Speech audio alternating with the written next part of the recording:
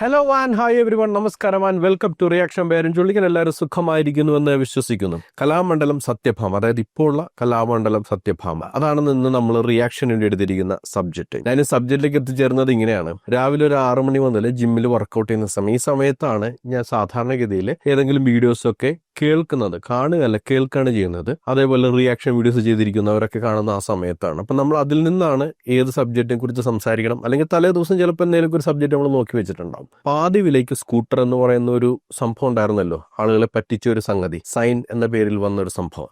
അതിന്റെ latest update കേട്ടോണ്ടിരിക്കുകയായിരുന്നു. അതിനിടയിൽ ആ വാർത്ത കഴിഞ്ഞപ്പോൾ പെട്ടെന്ന് അങ്ങോട്ട് പൂരത്തെറി, നല്ല തെറി പറഞ്ഞിരിക്കുക. ഇത് പാരപ്പ പെട്ടെന്ന് തെറി പറഞ്ഞിരിക്കണത്. ചിലപ്പോൾ ഇനി വിഷയമായിട്ട് വന്ന അടുത്ത വീഡിയോ ഒന്നും അറിയില്ലല്ലോ. എടുത്തു നോക്കുമ്പോഴാണ് ഈ കലാമണ്ഡലം സത്യഭാമ വിളിച്ചു പറയുന്ന തെറിയാണ്. കേരള രാഷ്ട്രീയം എന്ന് പറയുന്ന ഒരു ചാനൽ എന്തുമാണ് ആ തെറി പറഞ്ഞിരിക്കുന്നത്. സംഭവം ഇതാണ്. അതായത് ഏകദേശം 1 വർഷം മുന്നേ RLV രാമകൃഷ്ണൻ, അദ്ദേഹം കലാഭവൻ മണിയുടെ സഹോദരനാണ്. അദ്ദേഹം ഒരു നൃത്ത കലാകാരനാണ്. പൂതനാമോക്ഷം പോലുള്ള നൃത്തമൊക്കെ അവതരിപ്പിച്ചിട്ടുള്ള വ്യക്തി. അദ്ദേഹത്തിന്റെ നിറത്തെക്കുറിച്ച് അധിക്ഷേപിച്ചുകൊണ്ട്, അതായത് RLV രാമകൃഷ്ണൻ അടക്കമുള്ളവരുടെ നിറത്തെ അധിക്ഷേപിച്ചുകൊണ്ട്, മോഹിനിയാട്ടം എന്ന് പറയുന്നത് വെളുത്ത് സുന്ദരികളായ ആളുകൾ ചെയ്യേണ്ട ഒരു സംഭവമാണെന്ന രീതിയിൽ ഈ സത്യഭാമ ഒരു പ്രസ്താവന നടത്തിയിരുന്നു. അതിന് തൊട്ടു പിന്നാലെ ഒരുപാട് വിമർശനങ്ങൾ വന്നിരുന്നു. ആ വിമർശനത്തിലൊന്ന് മല്ലിക സുകുമാരൻ നടത്തിയ വിമർശനമാണ്. ഈ കലാമണ്ഡലം സത്യഭാമ ഡ്യൂപ്ലിക്കേറ്റ് ആണെന്നും മുൻപുണ്ടായിരുന്ന സത്യഭാമ ഇങ്ങനെയല്ല എന്നുമായിരുന്നു അതിന്റെ ഒരു രട്ടച്ചുരുക്കം. അതുമായിട്ട് ബന്ധപ്പെട്ട് ലൈവ് വീഡിയോ ചെയ്തെന്ന് തോന്നുന്നു. അതിൽ ആളുകൾ വന്ന് കമന്റ് ഇടുകയും ആ കമന്റ് ഇട്ട ആളുകളെ തെറി വിളിച്ചുകൊണ്ട് ഇവർ നടത്തിയ ലൈവ് വീഡിയോ ആണ് ഞാൻ കുറച്ചു മുന്നേ കേട്ടു എന്ന് പറഞ്ഞ സംഭവം. എന്താ സംഭവം എന്ന് അറിയാൻ വേണ്ടി ഇവർ ലേറ്റസ്റ്റ് ആയിട്ട് ഒരു ചാനലിൽ, എനിക്ക് തോന്നുന്നു അത് ന്യൂസ് 18 കേരള, ആ ചാനലിനാണ് തോന്നുന്നു. ആ ചാനലിൽ ഇവർ ഈ വിഷയമായിട്ട് ബന്ധപ്പെട്ട് ചില ചോദ്യങ്ങൾ വന്നപ്പോൾ അതിന് മറുപടി പറയുന്ന ഒരു വീഡിയോ കൂടി കണ്ടു. ആ വീഡിയോയും അതേപോലെ തന്നെ ഈ വിഷയം നടന്ന സമയത്ത് സംവിധായകനായ വിനയൻ എഴുതിയൊരു ഫേസ്ബുക്ക് കുറിപ്പുണ്ട്. ആ കുറിപ്പുമാണ് നമ്മൾ റിയാക്ഷൻ എടുത്തിരിക്കുന്നത്. ആ ഫേസ്ബുക്ക് കുറിപ്പ് ഇവർക്ക് ഇപ്പോഴും അർഹിക്കുന്ന ഒരു മറുപടിയാണെന്ന് തോന്നിയത് കൊണ്ടാണ് ആ കുറിപ്പ് എടുത്തിരിക്കുന്നത്. ഇവരുടെ തെറി എന്തായാലും ഞാൻ സബ്ജക്റ്റ് ആക്കുന്നില്ല. കാരണം ഒന്ന്, വളരെ വഷളത്തരമാണ് പറയുന്നത്. രണ്ടാമത്തെ കാര്യം, നിങ്ങൾ ഭക്ഷണം കഴിച്ചുകൊണ്ടിരിക്കുമ്പോഴാണ് ആ സംഭവം കേൾക്കുന്നതെങ്കിൽ സത്യത്തിൽ ആ സംഭവം ഞാൻ ഏതെങ്കിലും ഭക്ഷണം കഴിക്കുന്ന സമയത്താണ് കേട്ടിരുന്നെങ്കിൽ ഉറപ്പായിട്ടും ഞാൻ വാള് വെച്ചേനെ, ഉറപ്പായിട്ടും ഞാൻ വോമിറ്റ് ചെയ്തേനെ. അത്രയ്ക്ക് വൃത്തികെട്ട രീതിയിലുള്ള സംഭവമാണ്.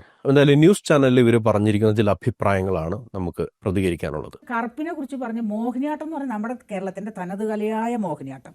അതിനകത്ത് ആണായാലും പെണ്ണായാലും ഇച്ചിരി സൗന്ദര്യം വേണം എന്നുള്ളത് എൻ്റെ അഭിപ്രായമല്ലേ. അതെനിക്ക് പറയാൻ പാടില്ലേ. അതാണ് അവിടെയായിരുന്നു ഏറ്റവും വലിയ വന്നത്. ആ സൗന്ദര്യത്തിന്റെ അടിസ്ഥാനം കളറാണ് എന്നൊരു, സൗന്ദര്യത്തിന് കളറുണ്ടോ, സൗന്ദര്യത്തിന് കളറുണ്ടെന്നാണ് നിങ്ങളിപ്പോൾ ആൾക്കാർ ഡിഫൈൻ ചെയ്തിട്ട്. അതുകൊണ്ടാണ് RLV രാമകൃഷ്ണനെ പോലെ ഒരു വ്യക്തി അത് അവതരിപ്പിക്കുമ്പോൾ അദ്ദേഹത്തിന്റെ നിറം നിങ്ങൾക്ക് വിഷയമാകുന്നത്. സൗന്ദര്യം എന്ന് പറയുന്ന ആപേക്ഷികമാണ്. കാണുന്നവന്റെ കണ്ണിലാണ് സൗന്ദര്യമെന്ന് ഷേക്സ്പിയർ എഴുതിയിട്ടുണ്ട്. സത്യമല്ലേ? നമ്മൾക്ക് ഒരാൾ ഇഷ്ടപ്പെടുന്നത് നമ്മളുടെ ആംഗിൾ വെച്ചിട്ടാണ്. ഇപ്പോൾ ഇവരെ സംബന്ധിച്ചിടത്തോളം കേരളത്തിന്റെ തനത് കലയായ മോഹിനിയാട്ടം, എന്താണ് കേരളത്തിന്റെ തനത് എന്ന് പറയുന്നത് ആദ്യം നമ്മൾ കണ്ടുപിടിക്കണ്ടേ. മോഹിനിയാട്ടം തന്നെ മറ്റു ചില നൃത്തരൂപങ്ങളിൽ നിന്നും സ്വാംശീകരിച്ചിട്ടുള്ള ഒരു സംഗതിയാണ്. അതിനെ തനത് കലയെന്ന് വിശേഷിപ്പിക്കാമെന്ന് എനിക്കറിയില്ല. എൻ്റെ ഒരു അണ്ടർസ്റ്റാൻഡിങ് പറഞ്ഞ് നിങ്ങൾക്ക് വിയോജിപ്പുണ്ടെങ്കിൽ തീർച്ചയായിട്ടും രേഖപ്പെടുത്താം. പക്ഷേ കേരളത്തിന്റെ തനത് നിറം വെളുപ്പാണോ? ദ്രാവിഡ ഗോത്രത്തിൽപ്പെട്ടവരല്ലേ കേരളത്തിലുള്ളവർ? മനുഷ്യൻ അങ്ങോട്ടും ഇങ്ങോട്ടും ഇടകലർന്ന് ജീവിച്ചതിന്റെ ഭാഗമായിട്ട് ഇവിടെ വിവിധ നിറത്തിലുള്ള ആളുകൾ ഉണ്ടായി, അത്രയേ ഉള്ളൂ. കേരള ജനതയുടെ തനത് നിറം വെളുപ്പാണ് എന്ന് ആരും എഴുതി വെച്ചിട്ടില്ല. അപ്പോൾ ഒരു തനത് കല അവതരിപ്പിക്കാനായിട്ട് തനത് നിറമുള്ള ആൾ വേണമെന്നൊരു നിർബന്ധവുമില്ല. അത് എത്ര ഭംഗിയോടെ അവതരിപ്പിക്കുന്നു എന്നുള്ളതാണ്. നമ്മൾക്കൊരു നൃത്തരൂപം കണ്ടാലും ആസ്വദിക്കാൻ പറ്റുന്നുണ്ടോ, ഭംഗിയുണ്ടോ, കാണുന്നതിലും സൗന്ദര്യമുണ്ട്. ഇപ്പോൾ സൗന്ദര്യമുള്ളൊരു വ്യക്തിയാണെങ്കിലും ഞാൻ ആരെയും അധിക്ഷേപിക്കുന്ന ഉദ്ദേശം, ഇപ്പോൾ മിയ എന്ന് പറയുന്ന നടി അവതരിപ്പിച്ച നൃത്തം ഭംഗിയില്ലായിരുന്നു. മിയയ്ക്ക് ഭംഗിയില്ലാത്തതുകൊണ്ടല്ല, നൃത്തത്തിന് ഭംഗിയില്ലായിരുന്നു. അങ്ങനെയാണ് നമ്മൾ വിലയിരുത്തുന്നത്. അല്ലാതെ സൗന്ദര്യമുള്ള ഒരാൾ അവതരിപ്പിച്ചു കഴിഞ്ഞാൽ മാത്രമേ, അല്ലെങ്കിൽ വെളുത്ത നിറമുള്ള അവതരിപ്പിച്ചാൽ മാത്രമേ തനത് കലയ്ക്ക് അതിന്റെ ഭംഗി വരുമെന്നൊന്നുമില്ല. ആ നൃത്തം എത്ര ഭംഗി അവതരിപ്പിക്കുന്നതാണ് പ്രധാനപ്പെട്ട കാര്യം. ഞാൻ ചോദിക്കട്ടെ, നിങ്ങളുടെ ചാനലുകളിൽ നിന്ന് എല്ലാ മീഡിയക്കാരും പുറത്തോട്ട് വിടുന്ന, മൈക്ക് കൊടുത്ത് വിടുന്ന നല്ല സുന്ദരി കുട്ടികളില്ലാന്നേ ഞാൻ പറയുള്ളൂ. അപ്പോഴോ നല്ല സുന്ദരി പെൺകുട്ടികളെല്ലാം പറ്റില്ല. അല്ല, ഞാൻ കണ്ടിട്ടുള്ള എന്റെ വീട്ടില് സൗന്ദര്യം എന്ന് പറയുന്നത് തന്നെ, സൗന്ദര്യം എന്ന് പറയുന്നത് ഒരു തർക്ക വിഷയമാണ്. കാരണം ഓരോരുത്തരുടെയും ഞാൻ കണ്ടത് എന്റെ വീട്ടില്, ഞാൻ ഈ പ്രശ്നം വന്നപ്പോ ഞാൻ ഒരു മീഡിയക്കാരും വിളിച്ചില്ല. ഒരു 10-60-70 പേരുള്ള എന്റെ വീട്ടിൽ ഇടിച്ചു കയറി വന്നാലും ആരും അതിനകത്തില്ല. ഈ മീഡിയക്കാർ പെമ്പിള്ളേരെ കൊണ്ട് ഏറിപ്പോവാനുള്ള പരിപാടിയാണെന്ന് തോന്നുന്നു. എനിക്ക് തോന്നുന്നു ഇവര് ഈ ശ്രമിക്കുന്നത് എയറിലെത്തിക്കഴിഞ്ഞാൽ ആൾക്കാർ ശ്രദ്ധിക്കുമെന്നാണ്. അല്ലാതെ ഇവര് കേരളത്തിലെ ഈ പറയുന്ന തനത് കലാരൂപത്തിന് തന്നെ മോഹിനിയാട്ടത്തിന് നൽകിയ സംഭാവനയെക്കുറിച്ചോ എങ്ങും ഞാൻ കേട്ടിട്ടില്ല, അല്ലെങ്കിൽ കലാരംഗത്തിന് നൽകിയ സംഭാവനയെക്കുറിച്ച് എങ്ങും ഞാൻ വായിച്ചിട്ടില്ല. ഈ പേര് തന്നെ നമ്മൾ കേൾക്കുന്നത് RLV രാമകൃഷ്ണയോട് ബന്ധപ്പെട്ടാണ്. RLV രാമകൃഷ്ണനെ വിമർശിച്ചതുകൊണ്ടും അത് വളരെ ഡിസ്ക്രിമിനേറ്റീവ് ആയിട്ടുള്ളൊരു കമൻ്റ് ആയതുകൊണ്ടുമാണ് ആൾക്കാർ ഇവർ ശ്രദ്ധിച്ചത്. അല്ലാതെ എന്തിൻ്റെ പേരിലാണ് ഇവർ അറിയപ്പെട്ടിരുന്നത് എനിക്കറിയില്ല. ചിലപ്പോൾ എൻ്റെ അറിവിൻ്റെ പരിമിതി ഉണ്ടായിരിക്കാം. ഇവർ പറഞ്ഞു വരുന്നത് കേരളത്തിലെ മാധ്യമരംഗത്ത് പ്രവർത്തിക്കുന്ന, അതായത് റിപ്പോർട്ട് ചെയ്യാൻ പോകുന്നവർ, ആ ചോദ്യം വരുമ്പോൾ സ്വാഭാവികമായിട്ടും മാധ്യമരംഗത്തോട് എനിക്ക് ചോദിക്കേണ്ട കാര്യമുണ്ട്. എന്തുകൊണ്ടാണ് നിങ്ങൾ വാർത്താ അവതാരകര് ഈ പറയുന്ന സത്യഭാമയെ പോലുള്ളവർ സെറ്റ് ചെയ്ത് വെച്ചിരിക്കുന്ന ഒരു എക്സ്പെക്റ്റേഷൻ ഉള്ളവരായിട്ടാണ് ഞാൻ കണ്ടിട്ടുള്ളത്. അതിൽ ഞാൻ വലിയൊരു വൈവിധ്യമൊന്നും കണ്ടിട്ടില്ല. സൗന്ദര്യം ഏത് രീതിയിലുള്ളതാണ്, അത് കാണുന്നവൻ്റെ കണ്ണിലാണെന്നുണ്ടെങ്കിൽ ആ വൈവിധ്യം മീഡിയകളിൽ വാർത്ത വായിക്കാൻ വരുന്നവരിലും കാണേണ്ടതാണ്. അത് കണ്ടിട്ടില്ല കേട്ടോ. നേരത്തെ പറഞ്ഞ സത്യഭാമയെ പോലുള്ളവരുണ്ടാക്കി വെച്ച ഫ്രെയിമിലുള്ള ആൾക്കാരെ മാത്രമേ ഞാൻ കണ്ടിട്ടുള്ളൂ. അപ്പോൾ ഈ മീഡിയയിലുള്ള ആൾക്കാരൊക്കെ സൗന്ദര്യമില്ലാത്തവരാണെന്ന് ആണ് ഇവരുടെ കണ്ടത്. അതായത് ഇവരുടെ വീട്ടിലേക്ക് വന്നവർ, ഞാനത് ശ്രദ്ധിച്ചിട്ടില്ല. ഇവരുടെ വീട്ടിലേക്ക് വന്നവരുടെ മുഖത്തേക്കല്ല നോക്കിയത്, അവരുടെ ചോദ്യമാണ് അവിടുത്തെ പ്രധാനം. നേരത്തെ പറഞ്ഞ പോലെ അവിടെ നൃത്തത്തിൻ്റെ ഭംഗിയാണ് പ്രാധാന്യം എന്നതുപോലെ ഇവിടെ ചോദ്യം ചോദിക്കുന്നതിലെ ചോദ്യത്തിൻ്റെ പ്രസക്തിയാണ് പ്രധാനം. അത് ആര് ചോദിക്കുന്നു, എങ്ങനെ ഇരിക്കുന്നവർ ചോദിക്കുന്നു എന്നല്ല. പക്ഷെ സത്യഭാമയെ പോലുള്ളവർക്ക് അപ്പോഴും ഈ വർണ്ണവിവേചനം ഉള്ളിക്കിടക്കുന്ന ഈ അഴുക്കാണ് എല്ലായിടത്തേക്കും അവർ വമ്പിച്ചുകൊണ്ടിരിക്കുന്നത്. കഷ്ടം. രണ്ടാമത്തെ കാര്യം, ഒരു ഫംഗ്ഷൻ ഒരു സ്റ്റേജിൽ നടക്കുന്നു, നല്ലൊരു പ്രോഗ്രാം നടക്കാം, അതിനകത്ത് ഒരു 5-6 ഗസ്റ്റുകൾ ഇരിപ്പുണ്ട് വേദിയിൽ. ഈ വേദിയിൽ ഇരിക്കുമ്പോൾ നിങ്ങൾ ബൊക്ക കിടക്കാം കുട്ടികളെ. ടീച്ചർ വലിയ വിവാദമുള്ള വിഷയം വീണ്ടും പറഞ്ഞുകൊണ്ടിരിക്കുന്നത്. എത്ര വൃത്തികെട്ട കമൻ്റാണെന്ന് ഇവരെ പറഞ്ഞ് മനസ്സിലാക്കാൻ കഴിയില്ല. കേൾക്കുന്നവരോട് ഞാൻ പറയുന്നത്, കാരണം ഇവർക്കൊന്നും അത് മനസ്സിലാവുന്നില്ല. വിദ്യാർത്ഥികൾക്കിടയിൽ പോലും, ചെറിയ കുട്ടികൾക്കിടയിൽ പോലും ഇവരൊരു സംഭവം തള്ളിവിടുകയാണ്. അതായത് പൂക്കൾ കൊടുക്കാൻ വരുന്ന കുട്ടികൾ. പണ്ടൊക്കെ എൻ്റെ കാലത്ത് പൂക്കൾ കൊടുക്കാൻ വരുന്ന കുട്ടികൾ എന്ന് പറഞ്ഞിട്ടുണ്ടെങ്കിൽ ആ സ്കൂളിൽ പഠിക്കുന്ന ടീച്ചർമാരുടെ മക്കൾ, അല്ലെങ്കിൽ ഈ പെറ്റ്സ് എന്ന് പറയുന്നൊരു വിഭാഗം ഉണ്ടല്ലോ, ടീച്ചർമാർക്ക് പെറ്റ്സ് ആയിട്ടുള്ള ആളുകളാണ്, അവരായിരിക്കും കൊടുക്കുന്നത്. ആ ഒരു തലമുറ മാറി വരുന്നെന്നാണ് ഞാൻ വിശ്വസിക്കുന്നത്. പക്ഷേ ഇവരെ പോലുള്ളവർ അപ്പോഴും അവശേഷിക്കും, കുറച്ചൊരു ഭാഗം അവശേഷിക്കും. അതിൽ നിന്നൊക്കെ മാറി കുറെ കൂടി ഇൻക്ലൂസീവായിട്ട് ഏത് മേഖലയിൽ നിന്നുള്ള കുട്ടികൾ, സ്പെഷ്യലി ഏബിൾഡ് ആയിട്ടുള്ള കുട്ടികൾ, അവരേക്ക് എല്ലാവരും ചേർത്ത് വളരെ ഇൻക്ലൂസീവായ രീതിയിലേക്ക് സ്കൂളിനൊക്കെ മാറ്റം സംഭവിച്ചു കഴിഞ്ഞു. അതൊക്കെ എങ്ങനെ കാണാനാണല്ലേ? കണ്ണില് വർണ്ണവിവേചനത്തിന്റെ തിമിരം പിടിപെട്ടാൽ പിന്നെ ഒന്നും കാണാൻ കഴിയില്ല. അതാണ് പ്രശ്നം. അതുകൊണ്ടാണ് ഈ സത്യഭാമ കാണുന്നതൊക്കെ ഈ കാഴ്ച മാത്രമായി പോകുന്നത്. ഇപ്പൊ ആദ്യം പറഞ്ഞത് മാധ്യമ പ്രവർത്തകർ വീട്ടിൽ വന്നവരിൽ ആരും സുന്ദരികളില്ലെന്നാണ് പറഞ്ഞത്. അല്ല, ഇല്ല, അവര് മേക്കപ്പ് ചെയ്യാൻ പറ്റില്ല, മേക്കപ്പ് ചെയ്തിട്ട് അല്ലല്ല. ഞാൻ പൊട്ടി അടിച്ചു, മേക്കപ്പ് ചെയ്തു എന്നാണ് ഇപ്പൊ മീഡിയക്കാരൊക്കെ പറഞ്ഞല്ലോ. എന്റെ പൊട്ടിനെ കുറിച്ച് പറഞ്ഞു, എന്റെ മുടിയെ കുറിച്ച് പറഞ്ഞു. പിന്നെ എന്നിട്ട് അപ്പൊ ഞാൻ ചോദിച്ചു, നിങ്ങൾ ഈ വന്നിട്ടുള്ളവരിൽ എത്ര പേര് മേക്കപ്പ് ചെയ്തിട്ടുണ്ട്? മേക്കപ്പ് ചെയ്യില്ല.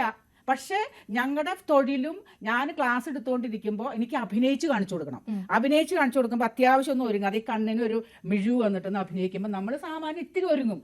അപ്പോൾ ഈ ഒരുങ്ങുന്നതിനെ കുറിച്ച് ഞാൻ ചോദിക്കട്ടെ, അപ്പോൾ നല്ല സുന്ദരിയായ കുട്ടികളെ, ഞാൻ നേരത്തെ പറഞ്ഞിടത്തേക്ക് വരികയാണ്, കുട്ടികളെ നിങ്ങളൊരു ബൊക്ക കൊടുക്കാനോ പൂ കൊടുക്കാനോ നിങ്ങൾ അന്വേഷിക്കും. ആരായിരുന്നാലും അന്വേഷിച്ച് ചെയ്യുന്നത് ഞാൻ കണ്ടിട്ടുണ്ട്. അന്വേഷിക്കുന്നത് നിങ്ങളെപ്പോലെ ചില ആളുകൾ ഇപ്പോഴും ഉണ്ട്, അതില്ലാന്ന് ഞാൻ പറയുന്നില്ല. പക്ഷെ ഞാൻ നേരത്തെ പറഞ്ഞ പോലെ ഇൻക്ലൂസീവ്നെസ്സിലേക്ക് സൊസൈറ്റി മാറിക്കൊണ്ടിരിക്കുകയാണ്. മാത്രമല്ല, കഴിഞ്ഞ ദിവസം വളരെ പ്രമാദമായ ഒരു ബില്ല് നിയമസഭയിൽ അവതരിപ്പിക്കപ്പെട്ടത്. അത് ബോഡി ഷേമിങ്ങിനെതിരെയാണ്. 2024 കോടതിയുടെ ഒരു നിരീക്ഷണം ഉണ്ടായിരുന്നു. അതിൽ പറയുന്നത് ബോഡി ഷേമിംഗ് ഗാർഹിക പീഡനത്തിന്റെ പരിധിയിൽ വരേണ്ട ഒന്നാണെന്നാണ് കോടതി അന്ന് നിരീക്ഷിച്ചത്. ഇപ്പോൾ സംസ്ഥാന സർക്കാർ ആദ്യമായിട്ടാണ് സംസ്ഥാന സർക്കാർ ബോഡി ഷേമിങ്ങിനെതിരെ ഒരു ബില്ല് അവതരിപ്പിക്കുന്നത്. ബോഡി ഷേമിങ്ങിനെ റാഗിങ്ങിന്റെ പരിധിയിലാണ് കൊണ്ടുവന്നിരിക്കുന്നത്. എന്ന് വെച്ച് കഴിഞ്ഞാൽ റാഗിങ് നോൺ ബൈലബിൾ ഒഫൻസ് ആണ്. അപ്പോൾ തീർച്ചയായിട്ടും ബോഡി ഷേമിങ് അങ്ങനെ ആകേണ്ടതാണ്. നിങ്ങൾ ഇനിയൊക്കെ ഒന്ന് ശ്രദ്ധിക്കുക കേട്ടോ, സ്കൂൾ കുട്ടികളെ കുറിച്ചൊക്കെ ഇതേപോലെ പറയുമ്പോൾ. എനിക്ക് അത്രയും കാര്യത്തിൽ പറയാനുള്ളൂ. പിന്നെ നിങ്ങൾ മേക്കപ്പ് ഇടുന്ന കാര്യം ഞാൻ പറഞ്ഞല്ലോ. ഇപ്പം എൻ്റെ സ്കിന്ന് ഡ്രൈ ആവാൻ സാധ്യതയുള്ള സ്കിന്നാണ്. ഡ്രൈ ആകാൻ മാത്രമല്ല, ഡ്രൈ ആയി കഴിഞ്ഞ് വരുന്നത് തൊട്ടാൽ മതി വെളുത്ത പാട് വരും എൻ്റെ കയ്യിൽ.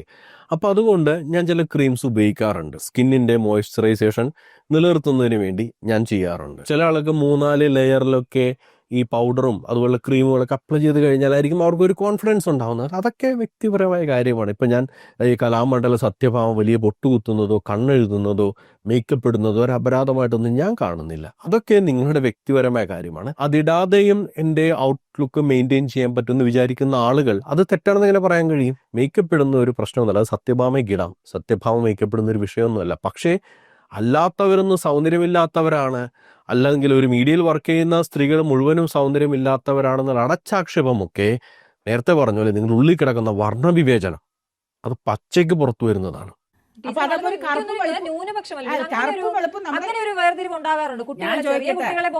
ഞാൻ ചോദിക്കട്ടെ, രാവും പകലും കറുപ്പും വെളുപ്പും, ദുഃഖവും സങ്കടവും അതെല്ലാം ഉണ്ട്. ഉണ്ടല്ലോ. ഉണ്ട്. അപ്പൊ പിന്നെ എന്തിനാ നിങ്ങൾക്ക് ഇത്ര വിഷമം എന്താ? അല്ല, ഞാൻ ടീച്ചർ, കറുപ്പിനെ അപ്പൊ കുറിച്ച് ഇനി അങ്ങനെയാണെങ്കിൽ ഞാൻ അങ്ങനെയാണെങ്കിൽ കറുപ്പിനെ കുറിച്ച് പറഞ്ഞത്, ഞാൻ നേരത്തെയും പറഞ്ഞു, ഞാൻ മോഹിനിയാട്ടത്തിനെ ബേസ് ചെയ്താണ് പറഞ്ഞത്. എന്റെ സബ്ജക്ട് അതായിരുന്നു. അല്ലാതെ അന്ന് ഈ ടീച്ചർ മാർക്ക് ഇടുന്ന ലോകത്ത് കാര്യം കൂടി പറഞ്ഞിരുന്നു അല്ലെ? മാർക്ക് ഇടുമ്പോൾ സൗന്ദര്യം എന്നൊരു കോളുണ്ട്. പക്ഷെ അത് ആ നൃത്തത്തിന്റെ സൗന്ദര്യമല്ലേ? അന്നും എനിക്ക് തോന്നിയൊരു അല്ല സംശയം. അല്ല അല്ല നൃത്തത്തിന്റെ സൗന്ദര്യം അല്ല അത്. അല്ല, അങ്ങനെ തെറ്റിദ്ധരിച്ചിട്ടുണ്ടെങ്കിൽ തിരുത്തിക്കോളൂ. കുട്ടിക്ക് സൗന്ദര്യം വേണം, നൃത്തത്തിന്റെ സൗന്ദര്യം. അതിന് വേറെ മാർക്കുണ്ട്. അടവുകൾക്ക്, പിന്നെ അടവുകളുടെ ശുദ്ധത എന്ന് പറയും ഞങ്ങളുടെ തിയറിയിൽ, പിന്നെ താളം, പിന്നെ എന്തെന്നാ കുട്ടിയുടെ കൈയും കാലിൻ്റെ ഒക്കെ ഒരു ഭംഗി, അരമണ്ഡലത്തിലൊക്കെ ഇരിക്കുമ്പോൾ ഒരു ഭംഗി, അതിന് പ്രത്യേകിച്ച് കോളം. വേഷഭംഗി എന്ന് പറഞ്ഞാൽ സൗന്ദര്യം തന്നെയാണ് അതിനകത്ത് ഉദ്ദേശിക്കുന്നത്. അത് 100% സൗന്ദര്യം. വേഷഭംഗി എന്ന് പറഞ്ഞു കഴിഞ്ഞാൽ നിങ്ങൾ എന്താ മനസ്സിലാക്കുന്നത്? ഇനിയിപ്പോൾ മോഹിനിയാട്ടത്തിൽ പ്രത്യേകമാണെന്ന് എനിക്കറിയില്ല കേട്ടോ. വേഷഭംഗി എന്ന് പറഞ്ഞാൽ ആ നൃത്തത്തിന് വേണ്ടി ധരിച്ചിരിക്കുന്ന വേഷം, ഒരുങ്ങിയിരിക്കുന്ന രീതി, ഇതാണെന്നാണ് ഞാൻ മനസ്സിലാക്കുന്നത് കേട്ടോ.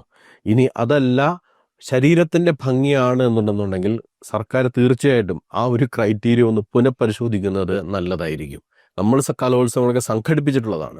അവിടെയൊക്കെ ഞാൻ മനസ്സിലാക്കിയിട്ടുള്ളത് അവരുടെ പ്രസൻറ്റേഷനെയാണ് ഈ വേഷഭംഗി എന്ന് പറയുന്നത്.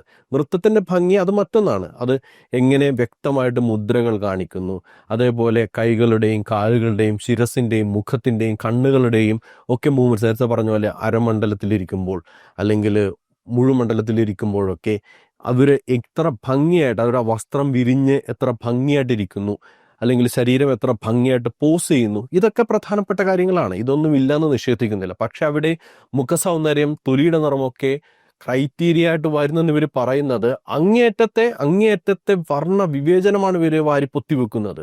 ഇനി അങ്ങനെ ഒരു ക്രൈറ്റീരിയ സർക്കാർ വെക്കുന്നുണ്ടെങ്കിൽ നേരത്തെ പറഞ്ഞത് തീർച്ചയായിട്ടും പുനഃപരിശോധിക്കേണ്ട ഒരു വിഷയമാണ്. ഇപ്പോഴും വേഷഭംഗി എന്നുകൊണ്ട് ഞാൻ മനസ്സിലാക്കുന്നത് ആ കുട്ടി എങ്ങനെ പ്രസന്റ് ചെയ്തിരിക്കുന്നത് എന്നുള്ളതാണ്. അതല്ല എങ്കിൽ ഇതിനെക്കുറിച്ച് അറിയാവുന്നവരുണ്ടെങ്കിൽ അതൊന്ന് വിശദീകരിച്ചിട്ടുണ്ടെങ്കിൽ കമന്റിലിട്ട വളരെ നന്നായിരിക്കും. ഒരു അവസാനമായി പറഞ്ഞൊരു കാര്യം കൂടി എടുത്തിട്ട് നമുക്ക് വിനയന്റെ മറുപടിയിലേക്ക് പോകാം. പക്ഷെ ഞാൻ കറുത്ത കുട്ടികൾ ഈ ലോകത്തെ നിൽക്കാൻ പാടില്ല എന്ന് പറഞ്ഞ അതുപോലെ ഞങ്ങൾ ആക്കി കളഞ്ഞു. അങ്ങനെയാണ് നിങ്ങളിപ്പോൾ പറഞ്ഞത്. ഇപ്പോൾ കുറച്ച് മുന്നേ നിങ്ങൾ പറഞ്ഞൊരു എക്സാമ്പിൾ ഉണ്ട്. കറുപ്പും വെളുപ്പും, രാത്രിയും പകലും, ദുഃഖവും സുഖവും. ഇതില് രാത്രി അല്ലെങ്കിൽ ഇരുട്ട് എന്ന് പറയുന്നത് നമ്മൾ ഭയപ്പെടുന്നൊരു കാര്യമാണ് അല്ലേ? പലരും ഭയപ്പെടുന്നൊരു സംഭവമാണ്. ദുഃഖം എന്ന് പറയുന്ന സംഗതി നമ്മൾ ആഗ്രഹിക്കാത്തൊരു കാര്യമാണ്. സന്തോഷം നൽകുന്ന കാര്യമാണ് വെളിച്ചമുള്ളത്, പകലെന്ന് പറയുന്നതും, അല്ലെങ്കിൽ സന്തോഷം എന്ന വാക്ക് തന്നെ. ഇതിനോട് തതുല്യമായിട്ട് നിങ്ങൾ വെളുത്ത നിറവും കറുത്ത നിറവും അവതരിപ്പിക്കുമ്പോൾ, കറുപ്പ് എന്ന് പറയുന്നത് നമ്മൾക്ക് ദുഃഖകരമായിട്ടുള്ളൊരു കാര്യം അല്ലെങ്കിൽ ഭയമുണ്ടാക്കുന്ന ഒരു കാര്യം എന്നതിലേക്കാണ് പിടിച്ചു കെട്ടുന്നത്. ഇതുകൊണ്ട് തന്നെയാണ് നിറത്തിന്റെ പേരിൽ ഡിസ്ക്രിമിനേറ്റ് ചെയ്യരുതെന്ന് പറയുന്നത്. തൊലിയുടെ നിറം മാറുന്നതനുസരിച്ചിട്ട് അത് ഭയാനകമായിട്ടും അല്ലെങ്കിൽ ദുഃഖം നൽകുന്ന ഒരു കാര്യമായിട്ടും നിങ്ങൾ കമ്പയർ ചെയ്യുന്നിടത്ത് തന്നെ അവിടെ ഒരു ഡിസ്ക്രിമിനേഷൻ സംഭവിച്ചു കഴിഞ്ഞു, വിവേചനം അവിടെ തന്നെ സംഭവിച്ചു കഴിഞ്ഞു. അതിനുശേഷം പിന്നെ ന്യായീകരിച്ചിട്ട് കാര്യമില്ല. ഇപ്പം നിങ്ങൾ പറഞ്ഞു കറുത്ത കുട്ടികൾ ജനിക്കാൻ പാടില്ല, അങ്ങനെ പറയുന്നതന്നെ തെറ്റാണ്.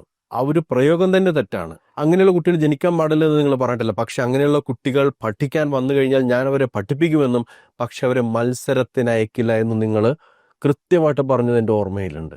ഇപ്പം ന്യൂസ് ക്ലിപ്സിലൊക്കെ അവിടെ കിടപ്പുണ്ടാവും. അതൊക്കെയാണ് മാഡം ഈ വർണ്ണ വിവേചനം എന്ന് പറയുന്നത്. അതിനെ തെറി കൊണ്ട് അഭിഷേകം നടത്തിയതുകൊണ്ട് നേരെയാകാൻ പോകുന്നില്ല. ഈ തെറി അഭിഷേകം നടത്തുമ്പോൾ എനിക്ക് ഓർമ്മ വരുന്നത് ബൈബിളിൽ ഞാൻ വായിച്ചിട്ടുള്ളൊരു കാര്യമാണ്. മനുഷ്യന്റെ ശരീരത്തിനകത്തേക്ക് പോകുന്നതല്ല അവനെ യോഗ്യനാക്കുന്നത്, അവന്റെ ശരീരത്തിൽ നിന്ന് പുറത്തേക്ക് വരുന്ന കാര്യങ്ങൾ, വാക്ക്, പ്രവൃത്തി, ചിന്ത അടക്കമുള്ള കാര്യങ്ങളാണ് അവരെ യോഗ്യനാക്കി തീർക്കുന്നത്.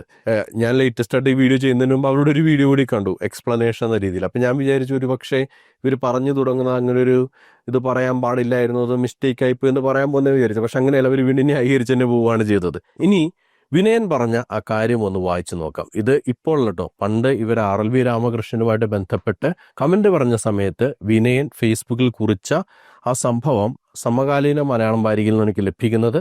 അത് ഞാൻ ഒന്ന് വായിക്കാം. കലാഭവന്റെ അനുജൻ RLV രാമകൃഷ്ണനെ നിറത്തിന്റെ പേരിൽ അധിക്ഷേപിച്ചത് ഹീനവും നിന്ദ്യവുമായ പ്രവൃത്തിയാണ്. അതുതന്നെയാണ് നിങ്ങൾ ഇപ്പോഴും തുടർന്നുകൊണ്ടിരിക്കുന്നത്, ഒരു മാറ്റവും ഇല്ലാതെ. അതൊക്കെ കൊണ്ട് തന്നെയാണ് ഈ മറുപടി ഞാൻ എടുത്തത് കേട്ടോ. ശ്രീമതി കലാമണ്ഡലം സത്യഭാമ, സത്യത്തിൽ നിങ്ങളെ തെറി കേട്ടപ്പോൾ എനിക്ക് തോന്നുന്നു നിങ്ങളൊരു കലാപമണ്ഡലം തെറിഭാമയാണെന്നാണ്. ഒരു കലാകാരിയാണെന്ന് അഭിമാനിക്കുന്നുവെങ്കിൽ അത് പിൻവലിച്ച് നിർവ്യാജം ഖേദം പ്രകടിപ്പിക്കേണ്ടതാണ്. അതൊക്കെ നടന്നത് തന്നെ. ശ്രീമതി സത്യഭാമ ചാനലുകാരോട് സംസാരിക്കുമ്പോൾ പിറകിലത്തെ ചുവരിൽ ഭഗവാൻ ശ്രീകൃഷ്ണന്റെ ചിത്രം കണ്ടതായി തോന്നുന്നു. സത്യഭാമ ടീച്ചറെ, ശ്രീകൃഷ്ണ ഭഗവാൻ കാക്കക്കറുമ്പനായിരുന്നു. കാർമികിൽ വർണ്ണന്റെ സൗന്ദര്യത്തെ പാടിപ്പുകഴ്ത്തുന്ന എത്രയോ കൃതികൾ ടീച്ചർ തന്നെ വായിച്ചിട്ടുണ്ടാകും. അസുരന്മാരെ മോഹിപ്പിച്ച് കീഴ്പ്പെടുത്താനായി മോഹിനിവേഷം കെട്ടിയത് തന്നെ മഹാവിഷ്ണുവാണ്. മഹാവിഷ്ണു സ്ത്രീ അല്ലല്ലോ ടീച്ചറെ, പിന്നെ ഈ പറയുന്നതിൽ എന്ത് ന്യായമാണ്? ഈ ശ്രീകൃഷ്ണന്റെ കളർ എടുത്ത് പറഞ്ഞുകൊണ്ടാണ് കേട്ടോ. കറുപ്പിനെ അംഗീകരിക്കാൻ പറ്റാത്തത് കൊണ്ട് നമ്മളുടെ ദൈവങ്ങൾക്ക് നീല നിറം കൊടുത്ത ആളുകളാണ് ഇവിടെയുള്ളത്. അപ്പോൾ അതിൽ മറ്റേതോ വെറുപ്പിന്റെ അംശമുണ്ട്. ആ വെറുപ്പിന്റെയും അവഗണനയുടെയും വേദന തൻ്റെ ജീവിതത്തിൽ ഒത്തിരി അനുഭവിച്ചിട്ടുണ്ടെന്ന് കലാഭവൻ മണി എന്നോട് കരഞ്ഞു പറഞ്ഞിട്ടുള്ള കാര്യം ഇപ്പോൾ ഞാൻ ഓർത്തു പോകുന്നു.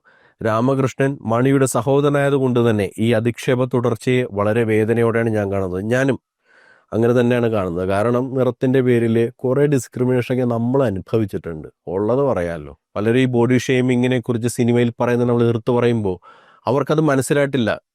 അത് അനുഭവിച്ചവർക്കറിയാം. ബെന്യാമിൻ പറഞ്ഞതുപോലെ നമ്മൾ അനുഭവിക്കാത്തിടത്തോളം മറ്റുള്ളവരനുഭവിച്ച കാര്യങ്ങൾ വെറും കഥകൾ മാത്രമാണ്. നമ്മുടെ നാടിന്റെ മാനവികത നമുക്ക് നഷ്ടപ്പെട്ടിരിക്കുന്നു. ഇവനെയൊക്കെ കണ്ടാൽ അരോചകമാണ്, പെറ്റ തള്ള പോലും സൈക്കിൾ എന്ന വാക്ക് കുറച്ചല്ല ഒത്തിരി കൂടിപ്പോയി. അതിനേക്കാൾ വേസ്റ്റാണ് കേട്ടോ ഏറ്റവും ലേറ്റസ്റ്റ് ആയിട്ടുള്ള ഈ വീഡിയോയിലൊക്കെ ഉള്ളത്. തനിക്കോ തൻ്റെ മക്കൾക്കോ ജനിക്കുന്ന കുട്ടികൾ വിരൂപനോ വികലാംഗനോ ആയാൽ ഒരാൾക്ക് ഇതുപോലെ പറയാൻ പറ്റുമോ? അതാണ് നേരത്തെ പറഞ്ഞത്. തൻ്റെ ജീവിതത്തിൽ അനുഭവം വരുന്നത് വരെയേ നമുക്കിതിൻ്റെ ആഴം മനസ്സിലാകാതെ പോവുകയുള്ളൂ. ജീവിതത്തിൽ വന്നു കഴിഞ്ഞാൽ പിന്നെ നമുക്ക് ഇതിൻ്റെയൊക്കെ സീരിയസ്നെസ് മനസ്സിലാവും. പൊക്കം കുറഞ്ഞ മനുഷ്യരെ വെച്ച് ഞാൻ ചെയ്ത അത്ഭുത ദൈവം എന്ന ചിത്രത്തിൻ്റെ ഷൂട്ടിംഗ് വേളയിൽ തൻ്റെ പൊക്കക്കുറവിനെ പരിഹസിച്ച ഒരു പ്രൊഡക്ഷൻ ബോയോട്, ചേട്ടാ, ദൈവം നമ്മളെ സൃഷ്ടിച്ചപ്പോൾ ഒന്ന് മാറി ചിന്തിച്ചിരുന്നെങ്കിൽ ചേട്ടൻ എന്നെപ്പോലെ കുള്ളനും ഞാൻ ചേട്ടനെ പോലെ നല്ല പൊക്കമുള്ളവനായേനെ എന്ന് നിറഞ്ഞ കണ്ണുകളുടെ ഒരു കൊച്ചു മനുഷ്യൻ പറഞ്ഞപ്പോൾ അവനെ വാരിയെടുത്ത് പശ്ചാത്താപത്തോടെ അവൻ്റെ അടുത്ത് 100 സോറി പറഞ്ഞ പ്രൊഡക്ഷൻ ബോയിയെ ഞാൻ ഓർക്കുന്നു. അത് മനുഷ്യത്വ ബോധമുള്ള ആൾക്കാരാണ്, മാനുഷിക ബോധമുള്ള ആൾക്കാരാണ്. ഇവരെ പോലെ പല നൂറ്റാണ്ടുകൾക്കപ്പുറത്തുനിന്ന് ബസ് കിട്ടാത്ത ആൾക്കാരുടെ കാര്യമല്ല.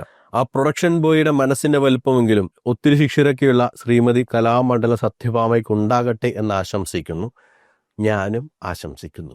എന്താണ് വിഷയത്തിൽ പ്രേക്ഷകർക്ക് പറയാനുള്ളത്? അത് കമൻ്റായിട്ട് രേഖപ്പെടുത്തുക. മറ്റൊരു പ്രതികരണമായി നമുക്ക് വീണ്ടും കണ്ടുമുട്ടാം. അതുവരേക്കും ബൈ ബൈ, ടേക്ക് കെയർ.